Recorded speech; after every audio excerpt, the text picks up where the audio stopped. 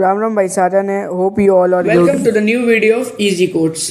तो आज का हमारे पास लीड कोड का प्रॉब्लम ऑफ द डे है 238 product of array except self. तो मतलब क्वेश्चन का नाम पढ़ के हमें इतना समझ में आ रहा है कि हमें कोई प्रोडक्ट ऑफ एरे निकालना है एक्सेप्ट सेल्फ, मतलब एक जो सेल्फ एरे है उसको छोड़ के बाकियों का प्रोडक्ट ऑफ एरे निकालना है। ठीक है, बाकी क्वेश्चन पढ़ते हैं, देखते हैं इस क्वेश्चन में क्या है। मीडियम कैटेगरी का क्वेश्चन है और मीडियम ही है, ना इजी है ना हार्ड है। अप्रोच सोचने में आपको टाइम लगेगा। अच्छा खासा क्वेश्चन है, बेस्ट क्वेश्चन है और काफ़ी बिग टेक कंपनीज में क्वेश्चन पूछा जा चुका है। डिस्कस करेंगे कौन कौन सी।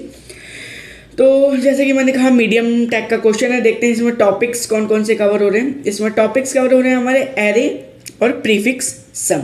ठीक है, आगे इसमें बात करते हैं कि ये कौन कौन सी कंपनीज में क्वेश्चन पूछा जा चुका है। तो ये कंपनीज में पूछा जा चुका है हमारे Google, Amazon, Facebook, Microsoft, Adobe and Oracle. ये काफ़ी बिग टेक कंपनीज है, काफ़ी अच्छा पैकेज देती हैं। और आई एम सॉरी, जिससे एडोब में ये 60+ LPA में पूछा गया था, फेसबुक में ये 55 LPA में पूछा गया था एंड ओरेकल में ये 23 LPA के राउंड में पूछा गया था। बाकी का मुझे आइडिया नहीं, इन तीनों का मुझे डाटा मिला था।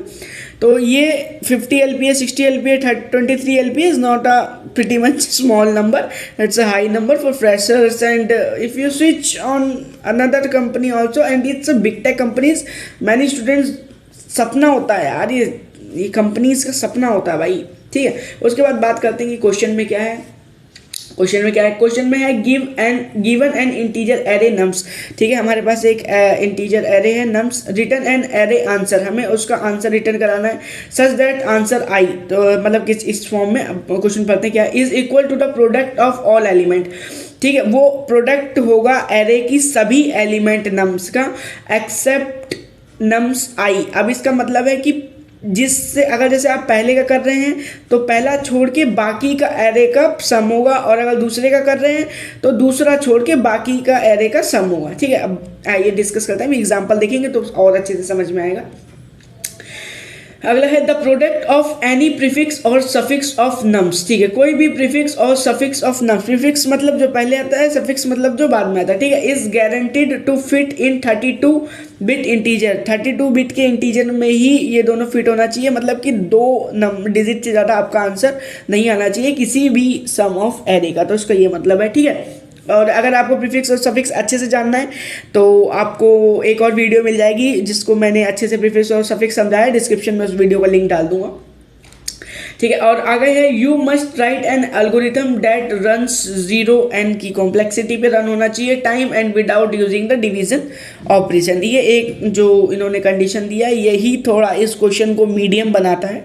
बाकी ये क्वेश्चन ठीक है, प्रीटी मच इजी में आ सकता था अगर आप कोई भी ऑपरेशन लगा, लेकिन इन्होंने कहाँ कंडीशन दे दी है। ठीक है, आइए एक बार डिस्कस करते हैं इसके एग्जाम्पल्स। ठीक है, अब एग्जाम्पल है इनका 1 2 3 4, ये हमारे पास एरे है। अब ये आउटपुट है 24 12 8 6। ठीक है, अब अगर हम इसका मतलब जो मैंने आपको बताया था कि फर्स्ट वाले को छोड़ के बाकी का हमें सम निकालना है। अब यहाँ पे 1 है, चलो 1 को छोड़ते हैं। ठीक है, अब 4 3 जा 12, 12 2 जा 24, ये हमारे पास आ गया इसका पहला आउटपुट। ठीक है, कैसे आ गया? सबसे पहले हमारा आ गया इसका 4 × 3 3 × 2, ये हो गया हमारे पास इसका पहला आउटपुट का नंबर 24। 4 3 जा 12, 12 2 जा 24। ठीक है, अब हमें दूसरे का निकालना है, यानी कि 2 छोड़ेंगे तो 4, अब ये 2 हमें छोड़ना है। ठीक है, अब ये आ गया 4 3 जा 12, 12 × 1, यानी कि ये आ गया सिंपल 12 × 1 12 ही होता है। तो जैसे कि मैंने कहा था अगर हमें दूसरे का निकालना है तो दूसरे को छोड़ के बाकी सबको मल्टीप्लाई करेंगे। पहले का निकालना था तो पहले का छोड़ के बाकी सबका मल्टीप्लाई करा था। ठीक है, अब हमें निकालना है 3 का, तो 3 को छोड़ के बाकी सबका मल्टीप्लाई करेंगे, यानी कि 4 का करेंगे 2 के साथ। तो 4 2 जा 8, 8 × 1 होता है हमारे पास 8। तो ये हमारे पास आ गई इसकी तीसरी डिजिट, वो हो गई 8। ठीक है, अब हमें फोर्थ का निकालना है, तो फोर्थ को छोड़ के बाकी सबका मल्टीप्लाई करेंगे, यानी 3 2 जा 6, 6 × 1 6। तो ये हमारे पास आ गया आउटपुट का 4 डिजिट, ये हो गया हमारे पास 6। तो इस तरह से ये हमारा आउटपुट जो है ये इस तरह से आ गया है, मतलब जो मैंने इस तरह से बताया इस तरह से आ गया है। तो ये हमारी कंडीशन सेटिस्फाई करती है और हमने इसका सही आउटपुट निकाल दिया है। तो ये इसका लॉजिक था मतलब इससे ये आउटपुट लाने का। ठीक है, अब एग्जाम्पल 2 है इनपुट नम्स। -1 1 0 -3 3, ये थोड़ा सा कठिन है। अगर नहीं मतलब कठिन नहीं है, अगर आपको एडिशन सबसे, ये तो बेसिक मैथ्स है, चलो क्या ही कठिन है। तो अब इसमें भी उसी तरह से लगेगा जैसे कि अब हमें फर्स्ट का निकालना है तो बाकी का छोड़ देंगे। तो 1 multiply by 0 multiply by -3 multiply by 3, ये कहीं ना कहीं से आ जाएगा 0, और 0 इंटू 1 1 होता है 1, ठीक है। और अगर आप इसका करेंगे तो इसी तरह से आपको ये डिजिट छोड़ देनी है, बाकी सब मल्टीप्लाई करेंगे। अगर आप इसका करेंगे तो आप 0 छोड़ दीजिएगा, ये दोनों और इन दोनों का मल्टीप्लाई होगा। फोर्थ नंबर का निकालेंगे तो आप ये छोड़ देंगे हम, और इन सब चारों नंबर का मल्टीप्लाई होगा। अगर फिफ्थ नंबर का निकालेंगे इसी तरह से ये फिफ्थ नंबर हम छोड़ देंगे और चारों नंबर का मल्टीप्लाई होगा, तो हमारे पास ये आउटपुट सेटिस्फाई हो जाएगा, ठीक है। आइए एक बार इसका देखते हैं कोड किस तरह से होगा। पाइथन 3 में इसका कोड रहेगा, इजी कोड रहेगा, मतलब मेरे चैनल का नाम भी इजी कोड ही है, तो कोड भी अपने पास इजी ही मिलता है, ठीक है गाइस।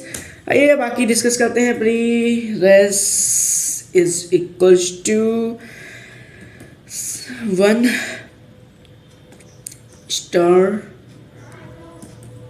लेन ब्रैकेट ओपन नम्स, सॉरी गलती से लग गया, nums for I in range len nums colon enter res I is equals to pre star is equals to nums I, ठीक है। अब इसको पूरा रिटर्न कर देंगे, pre is equals to 1। Next condition लगाते हैं, फॉर आई इन रिवर्स्ड और EVERSED, यही होती है ना स्पेलिंग, हाँ यही होती है, reversed range bracket len bracket nums, ठीक है, colon enter res I star is equals to pre star is equals to nums I। अब इन सबको रिटर्न करा देंगे, रिटर्न रेस्ट, ठीक है। तो स्क्रीन थोड़ी बड़ी कर दूँ क्या, ठीक है। तो ये रहा हमारा आज का कोड जो मैंने अभी आपको अप्रोच समझाई थी।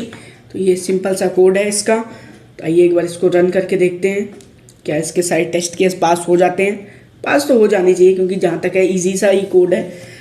हाँ ठीक है, टेस्ट केस 1 केस 2 दोनों केस पास हो चुके हैं। इसको सबमिट करके देखेंगे, अगर हिडन टेस्ट केस भी पास हो जाते हैं तो आपको मिल जाएगा इसका POTD कॉइन।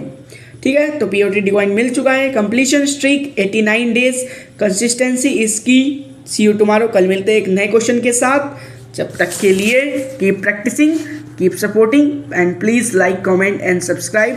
Bye bye.